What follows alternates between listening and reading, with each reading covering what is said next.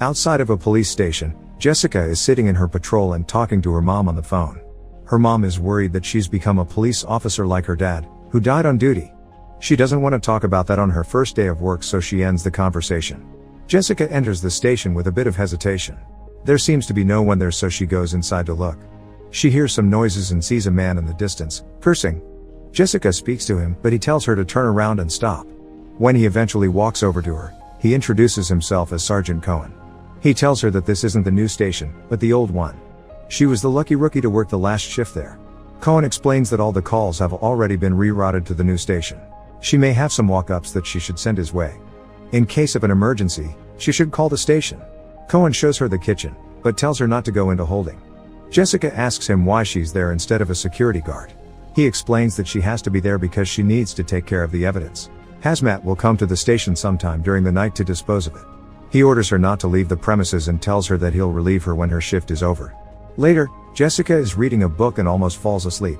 Suddenly, she notices something wrong with one of the lights in the hallway. When the phone rings, she gets a distress call from a woman saying that she's trapped and that all of the people with her might be dead. When she asks for the address, the woman hangs up. Jessica immediately calls the new station. Since she didn't obtain the necessary information from the caller, they just tell her that they'll check on the call and if the calls have been properly rerouted. She hears something in holding and walks over to check it, thinking that it might be Cohen. Jessica reaches the place where the sounds of banging are coming from, but finds nothing there. Later, she eats her lunch in the kitchen and finds a long strain of hair inside her sandwich. Suddenly, there's a knock on the front doors, but when she goes to check, there is no one outside. When she turns around, there is someone inside the station. Jessica tells him to leave the station and sees that he's peeing on the floor. She takes out her baton and tries to communicate with him, but when that doesn't go anywhere, she chases him out. Jessica cleans the station and after that goes to the bathroom to wash her hands. She hears weird noises in the pipes and sees a pair of boots. Jessica leaves them outside for the homeless man. When she comes back inside, she hears another noise. She finds one of the bathrooms completely wrecked, then goes through to the station gym and into the locker room. One of the lockers still has a key in it and she opens it up, only to find a photograph inside of her and her father. She closes the locker and sees that all of the others have been opened. Suddenly, there's another call. It's the same woman begging for help. Jessica gets her name and she tells her that she has been taken on a ranch, then hangs up again. There is another call instantly, but this time it's the waste removal company. The man tells her that they will be running a little late. Jessica calls the new station again and tells them about the second call. They say that the girl isn't calling 911, but the station directly. And if she calls again, Jessica should tell her to call 911. Jessica continues to read the handbook, waiting for another call, when suddenly the raft behind her starts to move. She checks it, though she finds nothing wrong. As soon as she sits down, it unrolls again and rams into the other rafts. Jessica hears another noise out back and follows up on it. She sees that one of the doors has been opened and hears another noise inside, so she calls it in before she goes to investigate. The only thing she gets back from the station is a song. There's another noise and an alarm turns on in the station. Jessica is reciting lines from the handbook as she approaches the site where the sound came from. She goes into a trashed room and when a box almost falls on her, she sees that the homeless man has entered the facility. He's looking for something, not paying attention to her, so she climbs up to get him. She incapacitates him and arrests him. Jessica takes him to holding, but he keeps resisting her, so she drags him in. The doors slam shut and the sounds of screaming can be heard outside. The man assaults her and she stuns him. Jessica realizes that she's locked in the cell and calls for someone to open the door.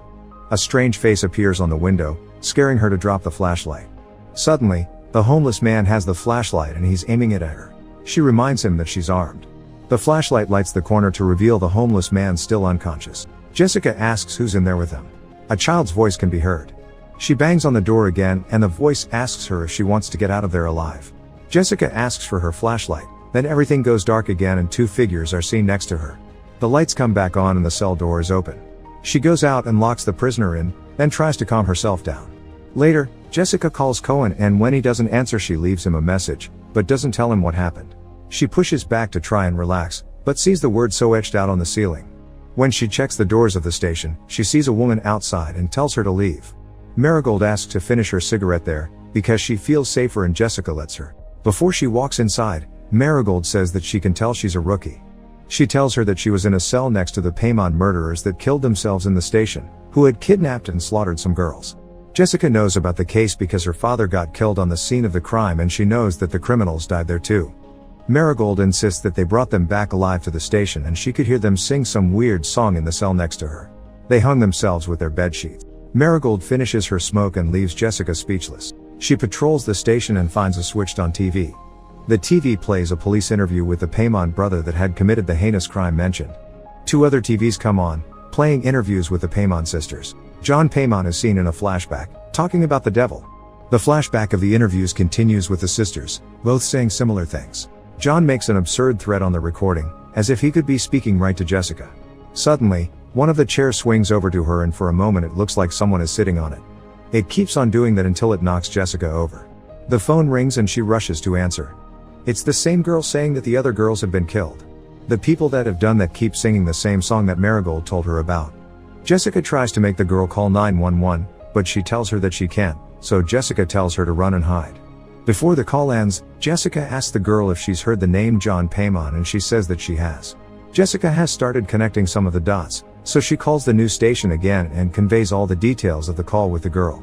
She tells the officer on the other side of the call that she thinks that the remaining members of the Paimon family might have her. He laughs and tells her that all of them are in custody under constant police supervision.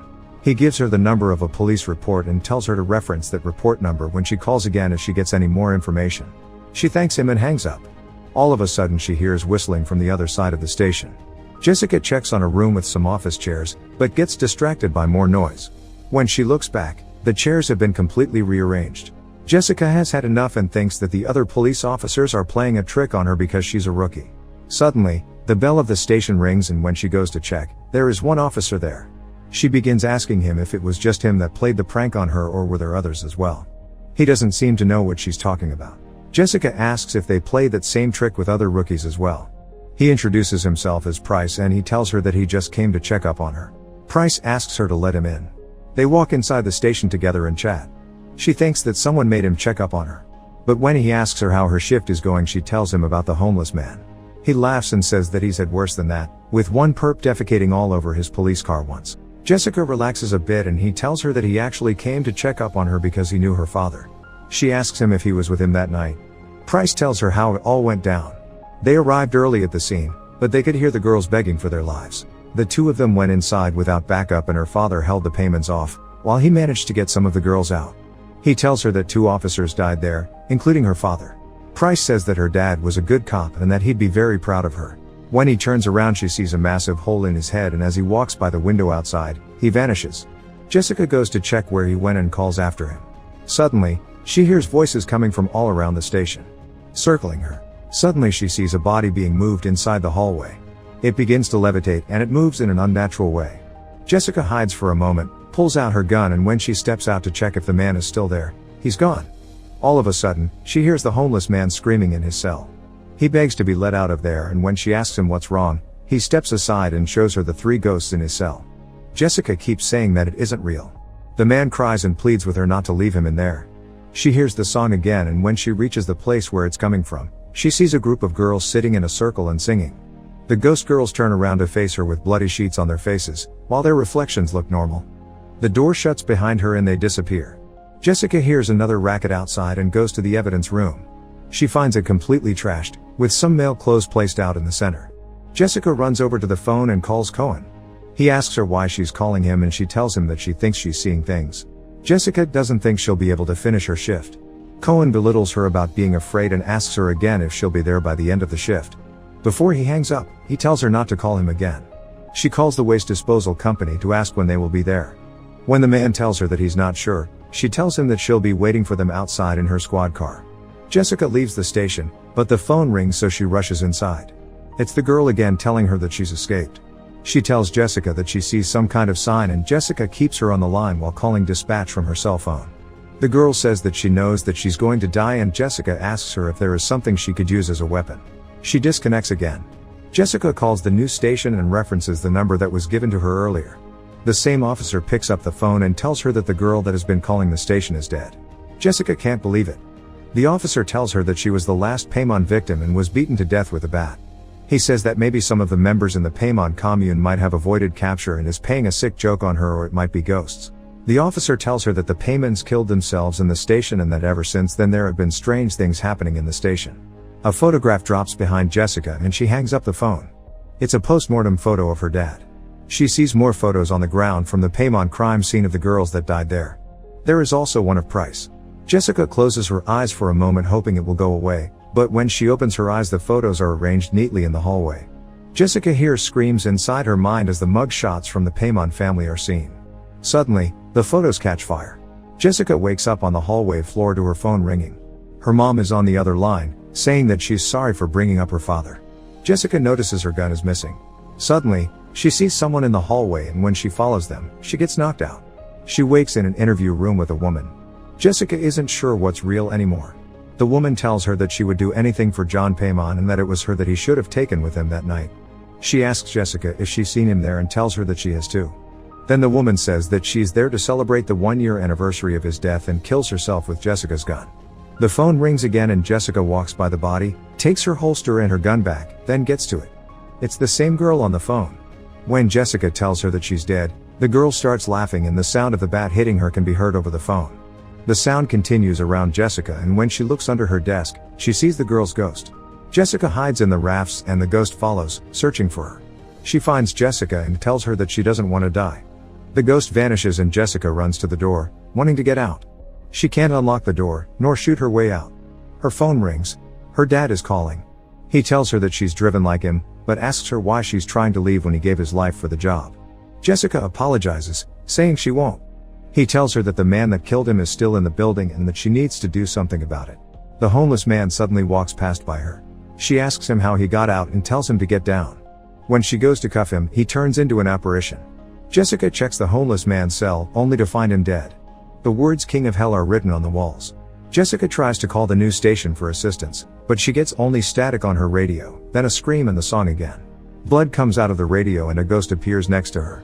She sees a projection of the Paymons doing some kind of ritual in their cell and then killing themselves. Johns turns toward Jessica and takes off the sheet. The ghosts are suddenly next to her and on the projection as well. Price appears as well and shoots himself. John almost gets her, but she finds a photo of her father and recites parts of the law enforcement codex. Her dad calls her again and tells her that they're coming. He says she needs to stop them, whatever it takes. A few men in hoods appear and she shoots at them. They tell her to come and find them. Jessica searches for them and ends up in the evidence room. She hears them again and goes after. Jessica shoots one and continues after the others. She takes out another one and incapacitates another. He starts talking about the devil and she shoots that one as well. Suddenly, she gets shot too. Cohen appears behind her with his gun raised at her. She turns and sees that the man she killed was from the waste disposal company. The real events play out in a flashback. Jessica can't believe it.